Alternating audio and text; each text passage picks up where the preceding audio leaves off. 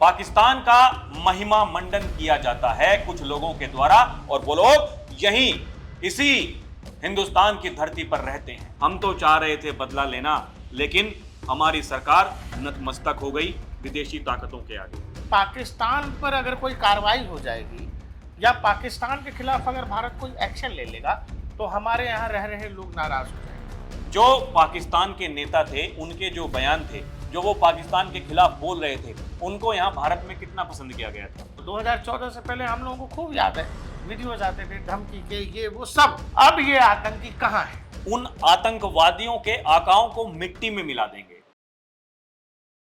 दर्शकों नमस्कार, DNP India में आपका स्वागत है। मैं हूं आपके साथ राहुल चौधरी और मेरे साथ मेरे सहयोगी प्रकाश मौजूद हैं। दर्शकों, बात करेंगे नेता विपक्ष राहुल गांधी जी की। राहुल गांधी जो आज कहते हैं कि भारत ने ऑपरेशन सिंदूर पर रोक लगा दी, और किसके कहने पर? अमेरिका के राष्ट्रपति डोनाल्ड ट्रंप के कहने पर। उन्होंने, उनकी पार्टी ने सोशल मीडिया पर एक मुहिम चलाई, नरेंद्र सरेंडर।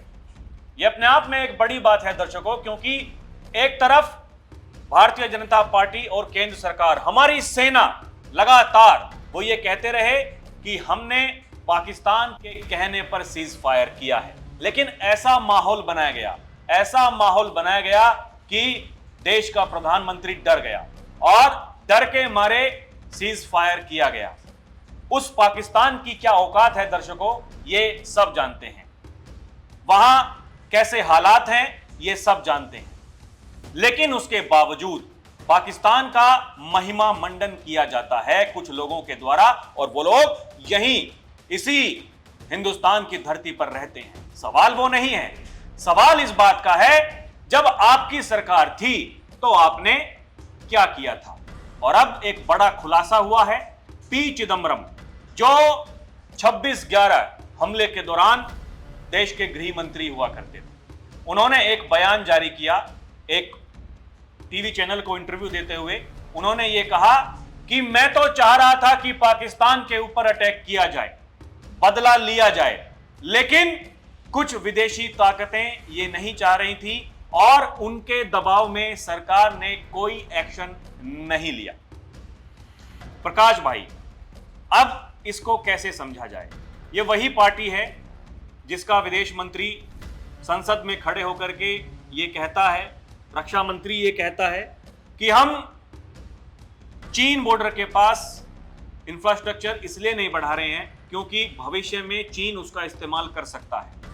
अब देखिए, ऐसे मौके पर जब देश कह रहा है, या फिर देश की सेना ये कह रही है, देश की सरकार ये कह रही है कि पाकिस्तान अगर नहीं समझेगा तो फिर भुगतेगा, उसको उसी की भाषा में हम समझाने के लिए एकदम खड़े हैं, तत्पर हैं। वो जिस भाषा में समझेगा उसको उसी भाषा में समझाएंगे। लेकिन इस देश में ऐसा माहौल बनाया गया कि भारत ने डर के मारे सीज फायर कर दिया।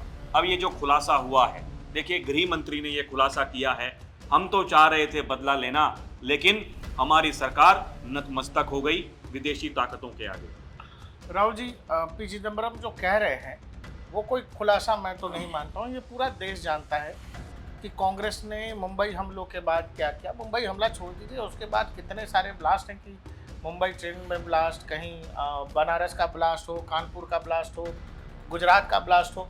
इन सभी मामलों में कांग्रेस का क्या स्टांस था? कांग्रेस में एक धड़ा लंबे समय से रहा है, आज़ादी के बाद से, जिसको ये लगता रहा है कि पाकिस्तान पर अगर कोई कार्रवाई हो जाएगी या पाकिस्तान के खिलाफ अगर भारत कोई एक्शन ले लेगा तो हमारे यहाँ रह रहे लोग नाराज हो जाएंगे। और वो इसी संतुष्टिकरण में उसे लगता है कि चाहे मुंबई का हमला हो, एक से, अरे भाई, देश में 2014 के बाद अगर आप आतंकी गतिविधियों की बात करेंगे तो कौन से शहर दर शहर की बात करेंगे तो कहीं कोई हमला नहीं। कश्मीर को इतर रखिए, कश्मीर को अलग रखिए। कश्मीर अगर आप छोड़ दें बाई एंड लार्ज, तो पूरे देश से खबरें जो आती थी कि जी कलकत्ता हो गया, तो कभी मुंबई हो गया, तो कभी कानपुर हो गया, कभी बनारस हो गया, ये हम लोग हर महीने देखते थे। कुछ महीनों पर आपके यहाँ खबर आती थी कि आतंकवादी घटना हो गया। हर आतंकवादी घटना के बाद आप क्या करते थे? आप एक डोजियर बनाते थे, डोजियर में कुछ आतंकवादियों के नाम लिखते थे और ये अमेरिका को देते थे। माई बाप, प्लीज क्या कर सकते हैं। तो आप ये वाला खेल खेल रहे थे। पी चिदम्बरम जो कह रहे हैं ये तो देश लंबे समय से जान रहा है।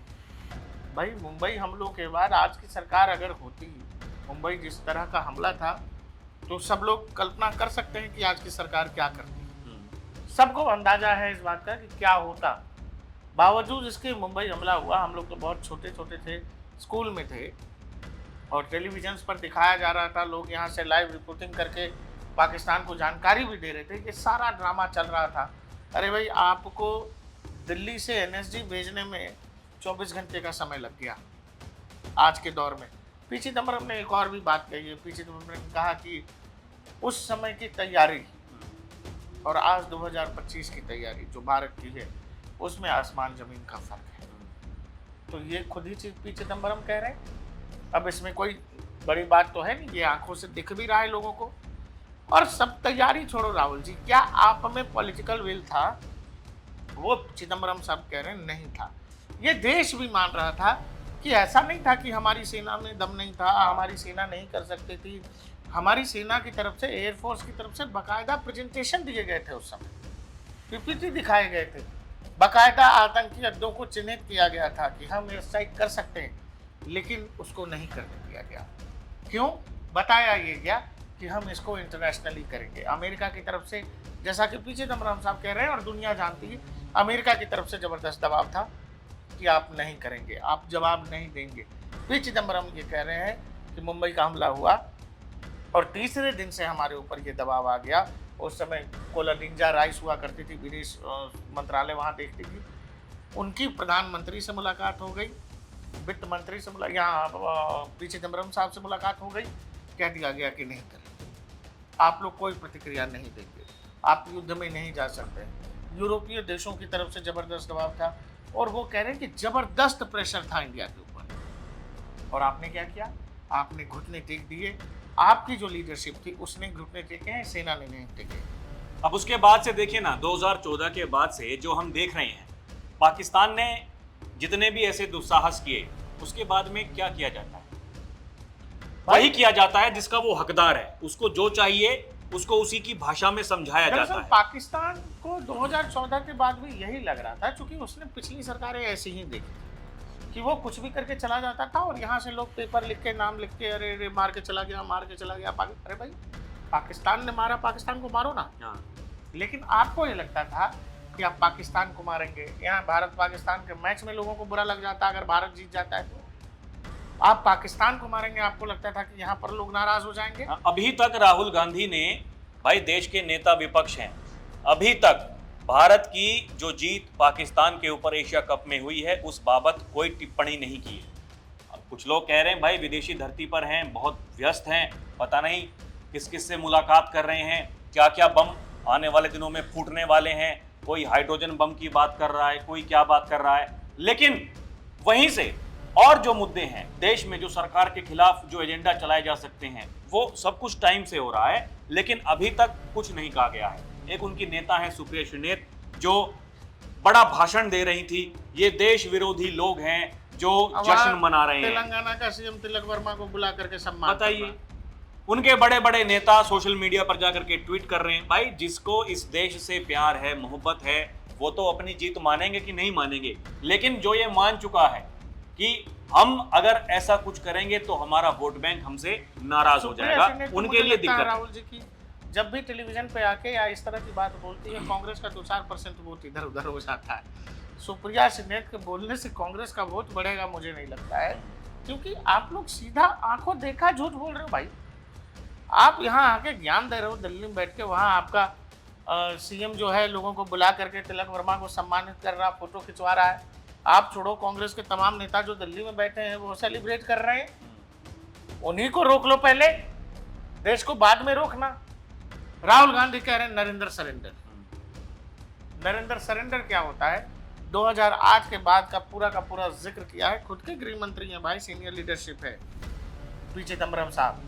वो कह रहे हैं मैंने सोचा था, मेरे मन में ऐसा ख्याल आया था कि जवाब देना चाहिए, मैं मन में आया, लेकिन जब मैंने उसको टेबल पे रखा तो मेरी इस बात को जो है नहीं माना गया और कह दिया गया कि बहुत ज़्यादा इंटरनेशनल प्रेशर था हमारे ऊपर, और हमारे जो आईएफएस थे उस समय, फॉरेन सर्विसेज के लोग जितने थे, या गृह मंत्रालय में जितने सारे लोग थे, उन ब्यूरोक्रेट्स की तरफ से जबरदस्त दबाव था कि नहीं करते हैं। अब सवाल तो यहाँ पर यही है ना कि जब इंटरनेशनल प्रेशर की आप बात कर रहे हैं, वो क्या अब नहीं होगा? लेकिन उसके बावजूद आप देखिए, अगर देश के प्रधानमंत्री वो एक बार नहीं अनेकों बार ये कह चुके हैं कि दुनिया के किसी भी नेता ने भारत को उसके ऑपरेशन रोकने के लिए नहीं कहा। ये सब कुछ जो तामझाम हुआ, ये ड्रामेबाजी जो हुई, टैरिफ, इस पर पिछले रोक 4 लगा महीने देंगे, से चल रहा है, 2 यहाँ महीने से। सैंक्शन लगा देंगे। क्या हो गया उससे? भारत सरकार ने क्या प्रेशर मान लिया? नरेंद्र मोदी ने कौन सी ऐसी बात डोनाल्ड ट्रंप की मान ली? रोज पाकिस्तान जा रहा है, रोज रो रहा है डोनाल्ड ट्रंप, रोज अपने बयान बदल रहे हैं, बस इसीलिए तो उनको लगता है कि ऐसा करके वो भारत पर प्रेशर बना लेंगे। आप देखो कि हमारे मेडिकल सेक्टर के ऊपर जब 100% टैरिफ लगाया गया, चीन ने अपना मार्केट ओपन कर दिया। हमारे ऊपर जो 30% का टैरिफ था, उसने कहा भारतीय दवाओं पर हम कोई टैरिफ नहीं लेंगे, 0%। जिन लोगों को लगता है कि डोनाल्ड ट्रंप दबाव दे रहे हैं, अमेरिका के प्रेशर में झुक रहा है भारत, कौन झुकता है कौन झुक रहा था, उसके बारे में पी चिदम्बरम साहब ने साफ साफ कहा है, साफ साफ कि मैंने सोचा था कि हमें जवाब देना चाहिए, मेरे मन में ये ख्याल आया था, लेकिन मेरी बात को सुना ही नहीं गया। अमेरिका की तरफ से जबरदस्त दबाव था और नहीं किया गया। उस समय पूरे देश का मिजाज ये था जैसा पहलगाम के बाद था कि भाई नहीं, हिसाब होना चाहिए, जवाब देना चाहिए। पहलगाम में लोगों के धर्म पूछ करके मारे गए, और जो मुंबई में 10 आतंकवादी आए थे, उनका एक ही मकसद था, ज़्यादा से ज़्यादा हिंदुओं को मारना है, ज़्यादा से ज़्यादा यहूदियों को मारना है। और कसाब कलावा बांध के घूम रहा था सीएसटी स्टेशन पर। यहाँ पर कांग्रेस के नेता बता रहे थे कि ये तो आरएसएस के लोगों ने करवाया है। ये सब ड्रामा देश ने देखा है, और फिर ये लोग कहते हैं कि अरे देश हमें समझने की कोशिश नहीं कर रहा है, देश में ईवीएम हैक हो जाता है। अब ये बताइए, राहुल गांधी को कोई बताएगा कि सरेंडर का असल मतलब क्या होता है? क्या पी चिदम्बरम ने जो कहा है, क्या आपकी सरकार, आपकी माता जी अघोषित रूप से इस देश की प्रधानमंत्री थी, पीछे से सरकार वही चला रही थी। विदेशी डिप्लोमेट आता था तो पहले सोनिया गांधी से मुलाकात होती थी, बाद में मनमोहन सिंह ऐसे खड़े रहते थे। तो सरेंडर का क्या मतलब होता है? वो सरेंडर ये नहीं है कि हमने 10 जूते मारे हैं उसको। देश की संसद में सरकार ने जवाब दिया है कि पाकिस्तान की तरफ से कॉल आया, अमेरिका की तरफ से लगातार कॉल आ रहा था, लेकिन प्रधानमंत्री कॉल पे आए ही नहीं, वो लगातार सेना के साथ थे। और जब ऑपरेशन कंप्लीट हुआ, पाकिस्तान की तरफ से कॉल आया, भाई साहब बहुत मारे। सेना पहले दिन से कह रही है कि भाई साहब हमको खुली छूट दी गई थी। पहले दिन से देश के प्रधानमंत्री ये कह रहे हैं कि सेना तय करेगी, कैसे जवाब देना है, समय तय करेगी, सब कुछ तय करेगी, सेना ही तय करेगी, और सेना ने ही तय किया। अब समस्या इस बात की है प्रकाश भाई, वो देश जो ये चाहता है कि इस देश का प्रधानमंत्री नरेंद्र मोदी ना रहे, जो ये चाहता है कि इस देश का प्रधानमंत्री बन जाए राहुल गांधी, वो देश जो लगातार ये मुहिम चलाता है कि देखिए नेता विपक्ष है राहुल गांधी, और वो किस भाषा का इस्तेमाल कर रहे हैं, वो भारत के बारे में क्या कह रहे हैं। आपको याद होगा ऑपरेशन सिंदूर के दौरान जो पाकिस्तान के नेता थे, उनके जो बयान थे, जो वो पाकिस्तान के खिलाफ बोल रहे थे, उनको यहाँ भारत में कितना पसंद किया गया था। अब बताइए, यहाँ भारत के जो नेता हैं, यहाँ के बुद्धिजीवी हैं, जो अपना भाषण दे रहे हैं, जो अपना ज्ञान बांट रहे हैं, और वो भाषा ऐसी है जो देश विरोधी भाषा लगती है, उसको पाकिस्तान में क्यों ना पसंद किया जाएगा? वहां के लोग तो ये चाहेंगे ही ऐसी सरकार यहाँ पर रहे। और वो भी देखो ना राहुल जी, उसने कहा कि हमने राफेल गिराया, यहाँ के लोगों ने मान लिया, तुरंत मान लिया। कह रहे हैं भाई बताओ कि अरे भाई कोलेक्ट्रल डैमेज का मतलब अगर समझते ही होंगे। राहुल गांधी बेहद पढ़े लिखे लोग आदमी हैं, बाहर से पढ़ के आए हैं। युद्ध में दोनों ही तरफ क्षति होती है, युद्ध में बिल्डिंग बनाने का काम नहीं होता है, क्षति होती है, दोनों ही तरफ नुकसान होता है। लेकिन हथियार किसने डाले, जमीन पर पहले कौन गिरा, जीत और हार इससे तय होता है। कि हमने आपको 10 थप्पड़ मारे और आपने 2-1 थप्पड़ मार लिया तो कह रहे नहीं, ये बताइए हमने भी मारा, हमने भी आपको। अरे भाई ऐसे नहीं होता है। सरेंडर का क्या मतलब होता है? मुंबई हमलों के बाद आप कहाँ थे? राहुल गांधी मुंबई हमलों के समय पार्टी करते थे। ओपन फैक्ट है, उस समय के अखबारों में छपा था। कांग्रेस के कई बड़े नेता उस समय कहीं फैशन शो देख रहे थे और मुंबई में गोलियां बरस रही थी। आपको दिल्ली से फोर्स भेजने में कितने घंटे का समय लग गया, ये दुनिया जानती है। और ऑपरेशन सिंदूर जब हुआ, जो कुछ पहलगाम में हुआ, तो दुनिया के सामने ऐलान किया गया हिंदी में और इंग्लिश में। अमूमन आप देखते होंगे कि विदेशी धरती पर जाकर के देश के प्रधानमंत्री हिंदी में भाषण देते हैं, हाँ, ठीक है, और उन्होंने हिंदुस्तान से इंग्लिश हिंदुस्तान से कहा और कहा कि पूरा विश्व सुन ले। वो किसके लिए इशारा था? सभी के लिए इशारा था कि भाई साहब हम मानेंगे नहीं, उन आतंकवादियों के आकाओं को मिट्टी में मिला देंगे। किसी प्रधानमंत्री के द्वारा आज से पहले क्या आपने ऐसे शब्दों का इस्तेमाल होते हुए देखा है? और यहाँ सबसे बड़ी बात एक है, ठीक है, आपने अपने समय में जो कुछ किया आपने अपनी बुद्धि के और हिसाब एक से और किया चीज है, होगा। चिदम्बरम साहब के जमाने में ये मसूद अजहर हो, ये हाफिज सईद हो, बड़े बड़े आतंकी पाकिस्तान में खुलेआम घूमते थे, खुलेआम बयान देते थे, खुलेआम इनके वीडियोस आते थे, खुलेआम धमकाया करते थे। आप इनसे पूछो पिछले 5-7 साल से हाफिज सईद कहाँ है, किसी ने देखा है? मसूद अजहर कहाँ है, किसी ने देखा है? भाषण भी नहीं आ रहा हाफिज सईद का। बात यह है कि आईएसआई के लोगों ने ये कह दिया कि भाई साहब हमारी औकात से बाहर की चीज़ हो गई है, कब कौन आएगा ठोक के चला जाएगा, बढ़िया है जमीन के नीचे रहो, अंडरग्राउंड। ये सारे जितने चूहे थे आईएसआई के पाले हुए, जितने पिल्ले हैं, ये सब के सब अंडरग्राउंड है राहुल जी। क्यों? किसका डर है? अपने ही देश में क्यों छुपे हुए? वैसा छुपा हुआ है जैसे लादेन छुपा हुआ था, उसने 9/11 को अंजाम दिया, छुप गया। 11 साल लगा अमेरिका को ढूंढने में। आपको याद करो 2014 से पहले हम लोगों को खूब याद है, वीडियोज आते थे धमकी के, ये वो सब। अब ये आतंकी कहाँ है? उनको डर है कि कोई अननोन गनमैन आएगा और काम तमाम करके चला जाएगा। ऑपरेशन अज्ञात। हाँ, क्योंकि आईएसआई की औकात से बाहर की चीज है। तो एक तो है ऑपरेशन सिंधु जो दुनिया ने देखा, एक ऐसा ऑपरेशन है जो किसी को पता ही नहीं है, और उस ऑपरेशन के खौफ में पाकिस्तान में आईएसआई ने जितने जो उनके खलीफा थे वो सारे खलीफाओं को, आप ये बताइए, परिवार वाले लोग मरे, मसूद अजहर के, आ नहीं पाया, वो आ नहीं पाया। ऑडियो संदेश जारी किया, खत लिखा कि हम भी मर गए होते तो ठीक था, काश मैं भी वहीं पर होता। तो ये हाल है। तो आपको ये समझना पड़ेगा कि सिक्योरिटी एजेंसीज किस लेवल पर ऑपरेट कर रही हैं पाकिस्तान के अंदर, और जहां भारत पाकिस्तान संबंधों की बात आती है, और उसी में फिर आपको एक बेबसी दिखेगी। आपको दिखेगा कि चिदम्बरम कह रहे हैं कि मतलब किसी को करना ही नहीं था। ये तो राजनीतिक इच्छा शक्ति की बात है ना भाई, वही तो राजनीतिक इच्छा शक्ति जिसके बारे में देश के प्रधानमंत्री नरेंद्र मोदी ये कहते हैं हमारे पास में सब कुछ था, आज भी हमारे पास में सब कुछ है। देखिए वही व्यक्ति हैं, वही हैं। 10 साल में क्या बदलता वही है? सेना है। हाँ। 10 साल में क्या बदलता है बताइए ना, वही सेना है। लेकिन वो राजनीतिक इच्छा शक्ति वो किसके पास में थी? सवाल यही होता है कि आप लंबे समय से इस देश पर सत्ता अपनी चला रहे हैं, इस देश को चला रहे हैं, अपने हिसाब से चला रहे हैं। आप ये कहते हैं कि हमारी विदेश नीति इतनी तकड़ी थी, हमने ये कर दिया, हमने वो कर दिया। अभी कुछ दिनों पहले एक किताब का विमोचन हुआ प्रकाश भाई, उस किताब में ये बताया गया है 1962 में रोका गया था वायुसेना को कि आप मत कीजिए, कुछ भी मत कीजिए। वही 1962 में जो देश के प्रधानमंत्री थे, जिनकी विदेश नीति इतनी तकड़ी बताई जाती है, वहां ये बताया गया, सेना को रोक दिया गया। सेना के अधिकारियों ने ये कहा कि चीन की ये मंशा है, ये वो कर सकता है, लेकिन कहा कि आप शांत रहिए, कुछ मत कीजिए, कोई बात नहीं। तो ये बताया गया कि कुछ मत कीजिए, शांत रहिए। और फिर बाद में जब लोगों ने ये सवाल उठाए कि चीन ने इतना बड़ा कब्जा कर लिया है, फिर ये कहा गया वो जमीन तो हमारे किसी काम की है नहीं।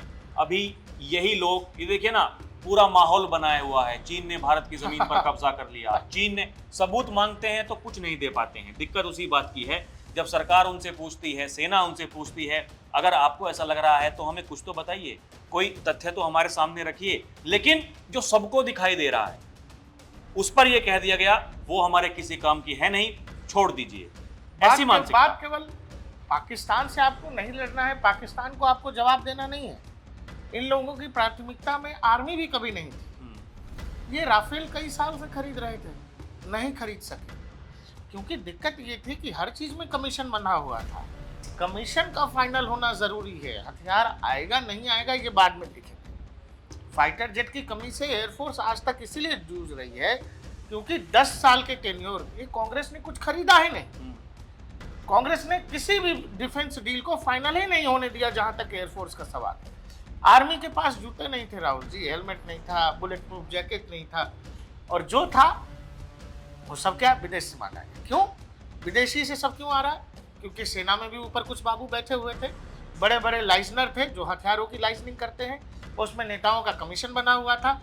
जूता से लेके जैकेट से लेके हेलमेट तक आप सब विदेश से मंगवा रहे थे, क्योंकि उस पर कमीशन ज़्यादा है।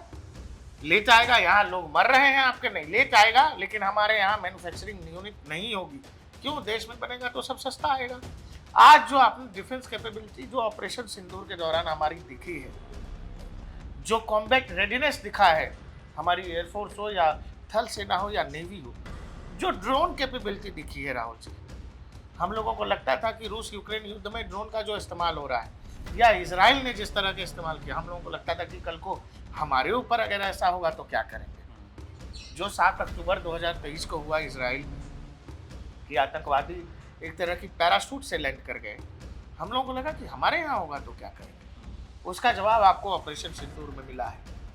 एक भी जो पाकिस्तानी मिसाइल्स थे या रॉकेट्स थे वो अपनी टारगेट तक ही नहीं जा पाए, उनको आसमान में ही डिफ्यूज कर दिया गया, निस्तानाबूद कर दिया गया। तो ये जो डिफेंस कैपेबिलिटी आपको दिखी है, जो ताकत आपको दिखी है, जो तैयारी आपको दिखी है, वो एक दिन की तो नहीं है, वो एक दिन की नहीं है, उसमें पिछले 10-15 साल लगे हैं।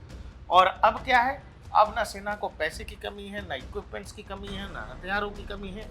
जब जो जितना चाहिए लीजिए, आपको टेक्निकल हैंड पर या फिर हथियारों के ग्राउंड्स पर हम आपको कमजोर नहीं छोड़ेंगे। राफेल की डील नरेंद्र मोदी आए और कैसे हो गया। आज सरकार वो HAL कर रहे थे, आज HAL के शेयर प्राइस जा करके देख लें। आज HAL हथियारों का निर्माण इतना कर रहा है कि HAL के पास 160 से ज़्यादा तेजस के ऑर्डर हैं राहुल जी। जो भारतीय वायुसेना अब MiG-21 बाकी वगैरह रिटायर हो जाएंगे, भविष्य में और भी रिटायर होंगे, उन सभी फाइटर जेट्स की जगह जो है हमारा अपना स्वदेशी विमान लेगा। आप कांग्रेस रिजिम में ये सोच ही नहीं सकते।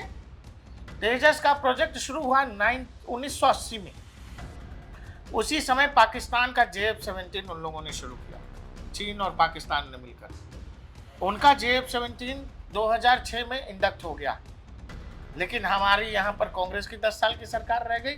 हमारा इंडक्शन हुआ तेजस का पहला 2016 में। आप ये फर्क समझ लो, आपके लिए प्राथमिकता थी ही नहीं। AK एंटनी डिफेंस डील पर साइन इसीलिए नहीं करते थे क्योंकि उनको इस बात का इतना डर था कि दिल्ली के पावर सेक्टर्स में जो हथियारों के पावर ब्रोकर्स हैं वो इतने ताकतवर थे कि वो हर डिफेंस डील को प्रभावित करने की ताकत रखते थे। AK एंटनी का ये कहना था कि मैं फाइलों पर साइन नहीं करूंगा क्योंकि उनको ये डर था कि भ्रष्टाचार हो ही जाएगा, और भ्रष्टाचार हो ही जाएगा और कल को रक्षा मंत्रालय और मेरे ऊपर दाग लगेगा, इसीलिए वो डिफेंस डील पर साइन ही नहीं करते। तो देश में रक्षा तैयारियों को लेकर, डिफेंस को लेकर, सेना को लेकर कांग्रेस क्या सोचती रही है, कांग्रेस को क्या समझ में आता है, ये सब कुछ एकदम ऑन एयर है, कह लीजिए सबको पता है। और बावजूद इसके डायलॉग बाजी में कोई नेता आएगा कहेगा फलानी जी सरेंडर, तो दुनिया ने देखा है कि पाकिस्तान के साथ भारतीय पॉलिटिकल जो ताकत है अभी उसने क्या किया है और इंडियन आर्मी ने क्या किया है। यही फर्क है पहले की सरकारों में और अब की सरकारों में। दर्शकों, केवल केंद्र सरकार ही नहीं बल्कि राज्य सरकार भी जहां जहां बीजेपी के मुख्यमंत्री हैं, NDA के मुख्यमंत्री हैं, कुछ बेहतर करने का प्रयास कर रहे हैं, एक नई उमंग के साथ में काम कर रहे हैं। हम ऐसा करेंगे तो ये देश के लिए बेहतर होगा, ऐसा होगा। लेकिन वही लकीर के फकीर बने रहने वाली सोच जो पहले हुआ करती थी, और आज जब ये कहा जा रहा है 2047 ये देश जब 100 साल मना रहा होगा अपनी स्वतंत्रता के, उस समय हम विकसित हो चुके होंगे। ये होगा नहीं होगा, लेकिन सवाल ये है कि एक विजन रखा गया है, एक मिशन है जिसके लिए काम हो रहा है। दर्शकों, आपको क्या लगता है हमें कमेंट करके जरूर बताइएगा। अभी के लिए इतना ही। आप देखते रहें DNP इंडिया, हर खबर भरोसे के साथ। नमस्कार, जय हिंद।